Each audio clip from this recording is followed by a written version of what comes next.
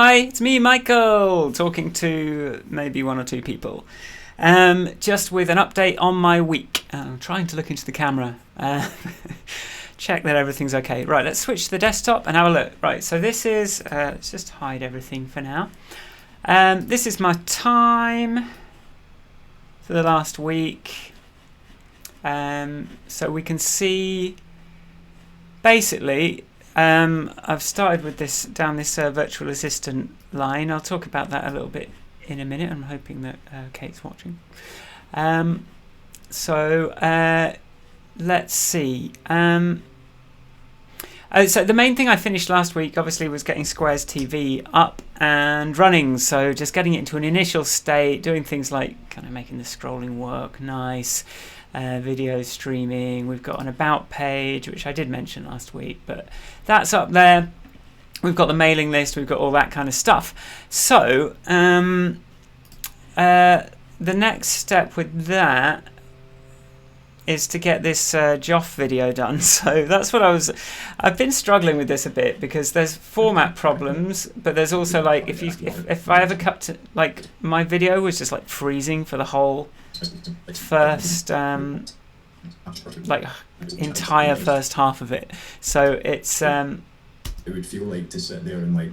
It's been quite hard to pull together, but I did some stuff to camera. A visual artist who creates paintings and drawings live on Twitch, based on suggestions from his very own.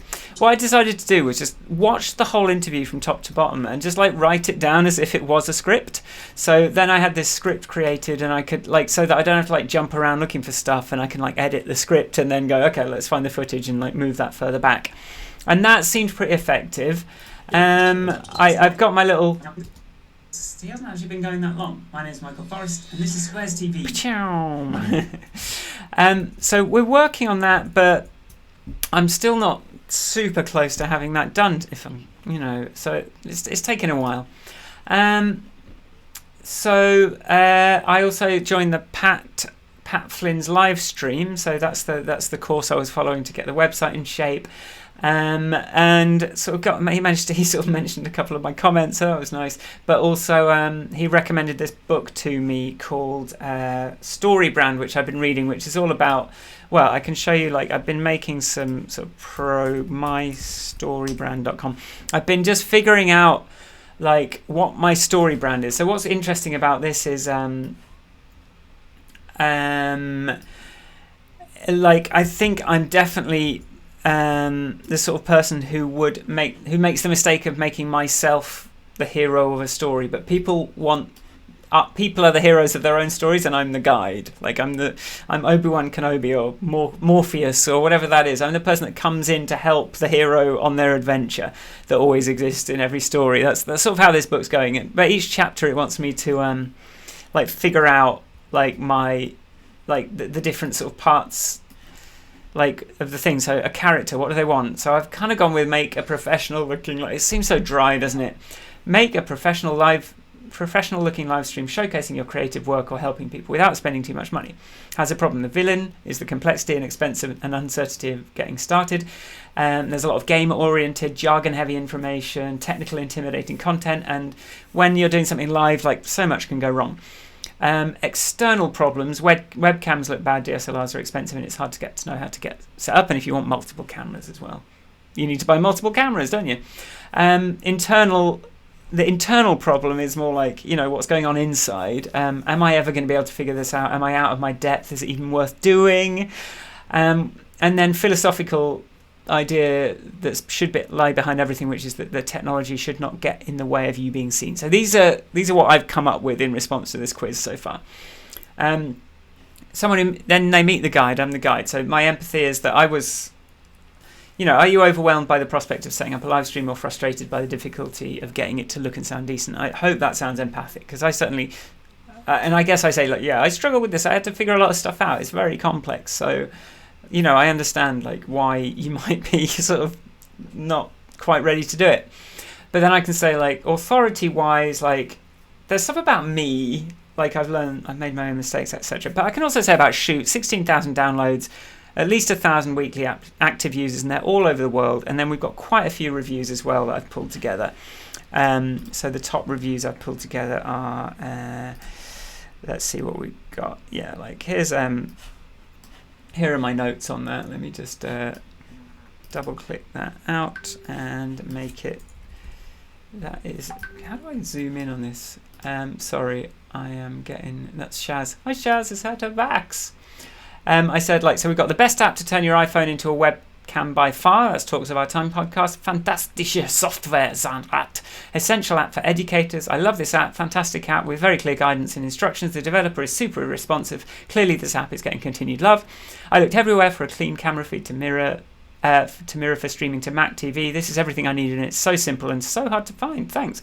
Essential app I've been using Shoot off and on for the past year for live streaming. It wasn't until the developer added the option to output the camera feed via clean HDMI that I was completely sold. Special props to the developer for fixing an issue I had with the output within a matter of a couple of days. Now that's what I call customer support. So we've got, this is where we're doing, and just picture people, and then like, what's the plan? This is where I'm like, I'm not quite sure what that's going to be. And then, like, is there a guarantee? Like what guarantees can I make? What's the process that I'm going to offer? Because it's such a complex process, and there's like a pre-purchase process, post-purchase processes, all that kind of thing. So this is what I'm thinking about. Agreement plans. What's the plan called? Like, this is my Shoot app guarantee. All that kind of stuff. I've focused on Shoot because that's the thing I'm selling, isn't it? But Squares TV is where all this stuff lives, and this is what, like, where I create all this content that tells the story. So, although I guess I need like a page for it. So, yeah, I'm working hard on it, just trying to clarify what to do, and that's what's taking a lot of time. And then the other thing I've done. So, yeah, let's have a little break.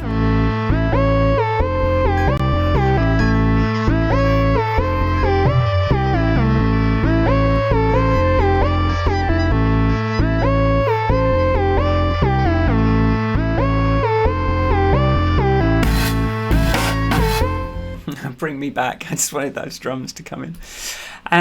Now, tracks from like 2007. Old. Right. The next thing that I've been working on is just right. So we had a bit of a. I'd made this huge list of potential influencers, and I thought, right, okay, we've got a virtual assistant now. I'll get Kate to go through them all and sort of find. But what I learned from that is, if I'm paying for a limited amount of time, then I can't delegate stuff that, because it takes a lot of time, because then I've got to pay for a lot of time, right? So it's like, I need to think about it differently, and that's what, like, the second half of this week I've just been trying to figure out, like, how that's going to work, like, what am I going to be able to do? And I think I need to look at it in terms of what couldn't I do before that I can now do, which is get a good list of hashtags next to a video, make sure stuff gets posted out every day, like, make sure those little things get done consistently is how I need to be looking at it.